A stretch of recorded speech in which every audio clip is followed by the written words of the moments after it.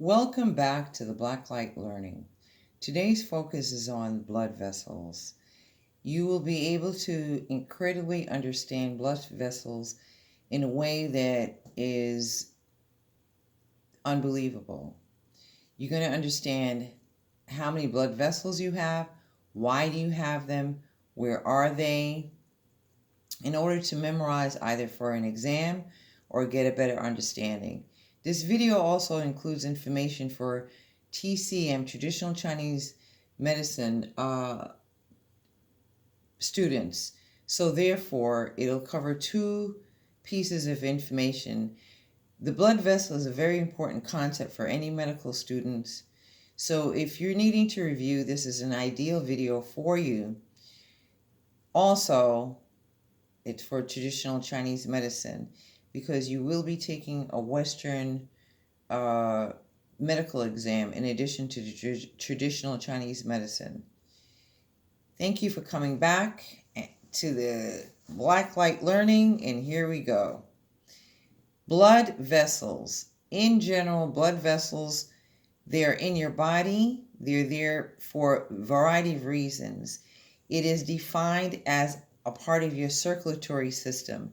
What does that mean? It means it is a network that is spread throughout your entire body to ensure the blood flow, and anywhere your blood goes, oxygen goes certainly. You should know that already. The blood vessels also are called different names. This is based on where the location of the blood vessel is, the size, the location, and its particular function. So let's review a blood vessel or blood vessels. On your screen, you'll see the definition of what is a blood vessel. It's a part of the circulatory system where blood and oxygen is transported. That is the primary goal, and that's the primary function of blood vessels. Now, this is a very, very important concept. How many types of blood vessels? In a general way, the answer would be 3. That would be your arteries, your veins, and capillaries. The reason for that is because those are the 3 types based on the function. You'll find out also that if you're asked how many main types of blood vessels, there is 5. It does include arteries, veins, capillaries. What's been added is arterioles and venules. Understanding the concept of blood vessels. What are the 5 types of blood vessels? The reason for this, as stated earlier, is because you do have 5 different major blood vessels that's constantly working together as a network. Most test questions the answer would be it's a part of the circulatory system. The size of the vessels, this is for a clearer understanding. The size of the vessels are different based on the location of where the vessel is. The name will be changed. And blood vessels are primarily for the purpose of transportation of blood and oxygen to different parts of the body. Here's an example of one of the blood vessels, capillaries. The capillaries, that is the smallest, the most tiniest type of blood vessel. Again, the reason for this, why it is the smallest type of blood vessel and the thinnest, is because the parts of the body that it needs to reach, and also the connection that it makes with the venules and the arterioles. Capillaries in general, it's where the exchange of water and chemicals happens in between the blood and the tissue. Remember that, in between the blood and the tissues, this is where the capillaries does its famous work for exchange of water and chemicals.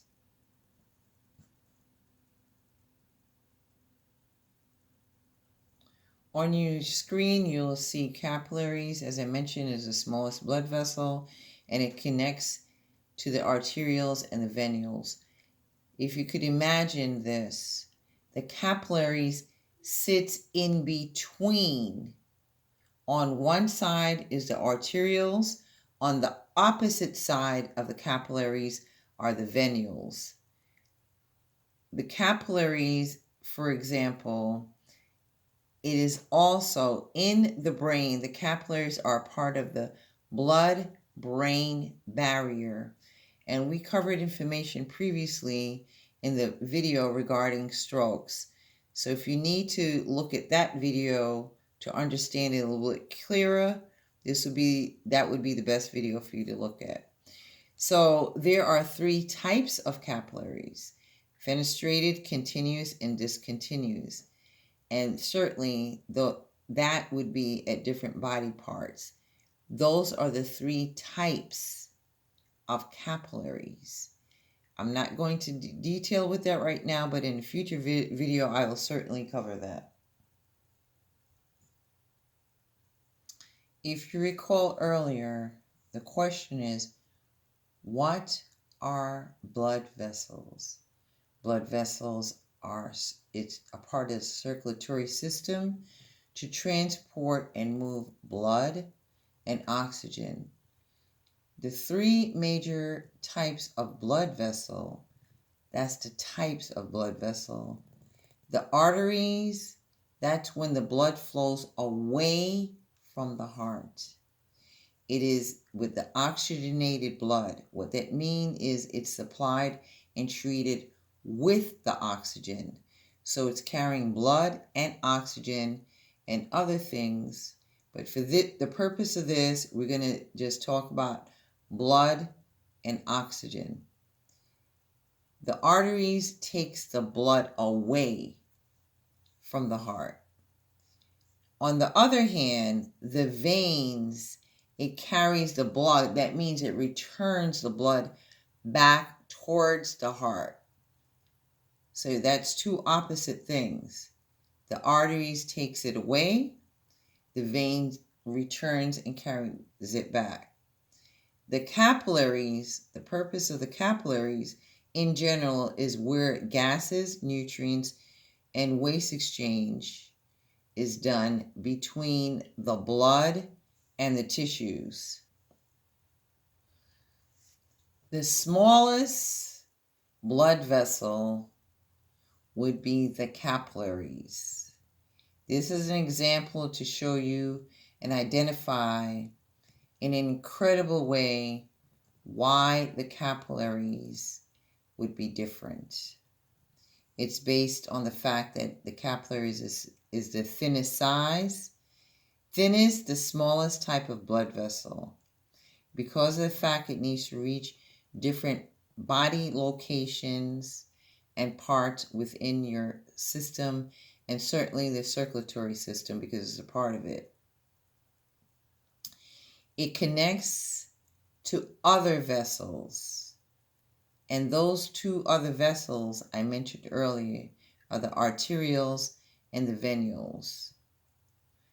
So capillaries is where the exchange of water and chemical happens in between the blood and the tissues.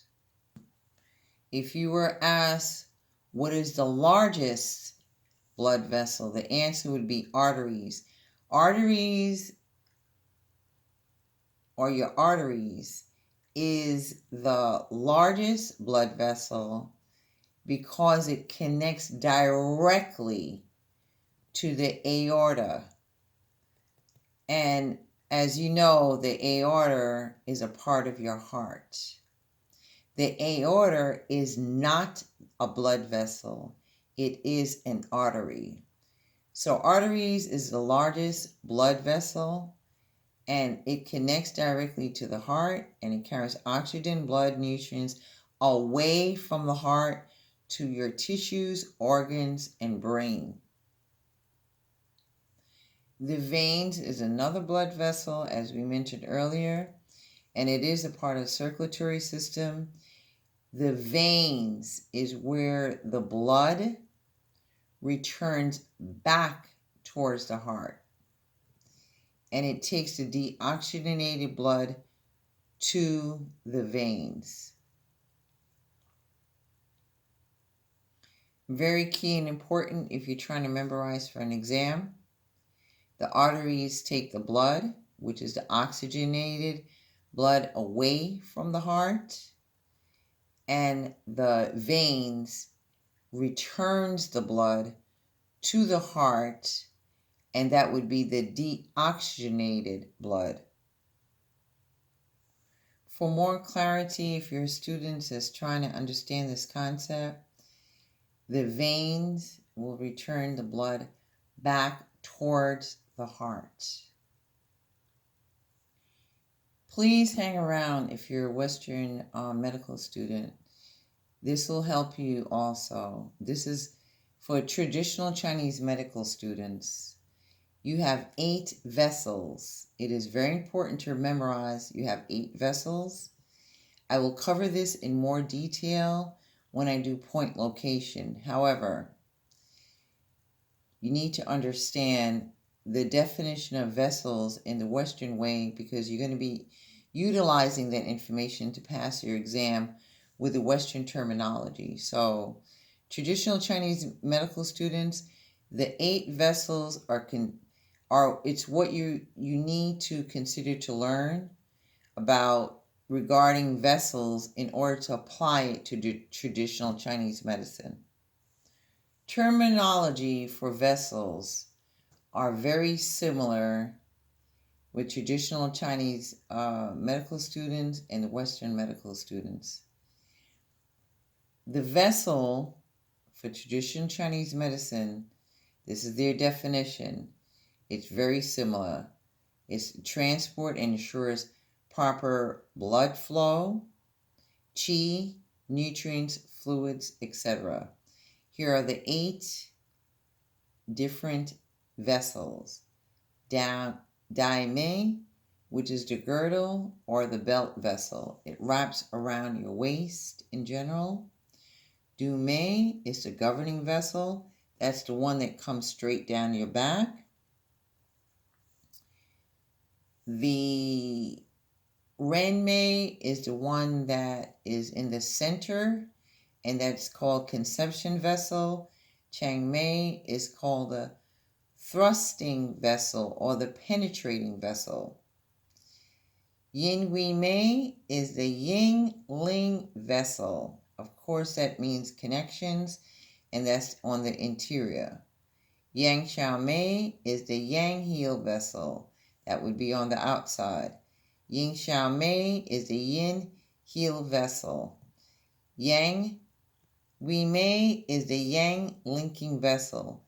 These are the 8 vessels pertaining to traditional Chinese medical students. These are very important concepts and will be covered in the point location videos. Thank you for coming to the wonderful learning of the black light. Having a positive attitude will do the very best for you to retain the information and have a better understanding of the concepts and the information. Take a positive action today, memorize this information, and click the subscribe button, and when the bell pops up, click that as well, and the like. You're welcome to come back to the Black Light Learning. Come back and join us again soon.